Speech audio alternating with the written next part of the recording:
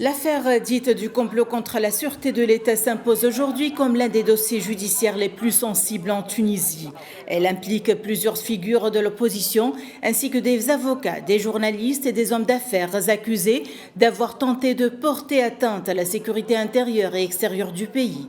Ce vendredi 28 novembre, la Cour d'appel a rendu son jugement. Des peines allant de 10 à 45 ans de prison ont été prononcées, visant aussi bien des accusés détenus que d'autres en liberté ou en fuite.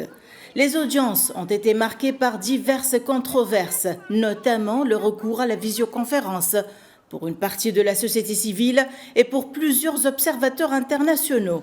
Ce procès illustre l'usage du cadre antiterroriste pour neutraliser la dissidence et affaiblir l'opposition politique. À cet égard, le Parlement européen a appelé jeudi le président Kais Saïed à libérer les prisonniers d'opinion. Le problème avec ces jugements, c'est qu'ils ont été prononcés pour éliminer des adversaires politiques que les urnes n'ont pas réussi à écarter. Ainsi, c'est la justice qui s'en charge. D'autant plus que celle-ci est passée d'un pouvoir à une fonction servant les objectifs de l'État. Le procès a été dépourvu de toutes les garanties et l'interrogatoire des accusés a été rapide et superficiel.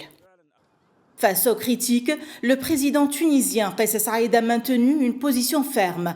Il a dénoncé ce qu'il considère comme des tentatives d'ingérence étrangère dans les affaires internes de la Tunisie, affirmant que le pays ne tolérera aucune intervention extérieure dans ses décisions souveraines, en particulier celles relevant de la justice.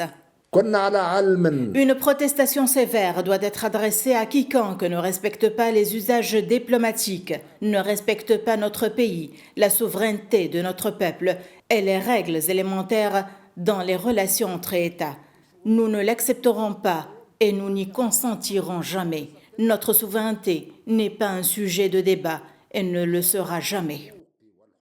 Le président tunisien a rappelé avoir déjà convoqué mardi au palais présidentiel l'ambassadeur européen à Tunis pour non-respect des règles du travail diplomatique au lendemain d'une rencontre entre ce diplomate et le chef de la centrale syndicale, l'UGTT.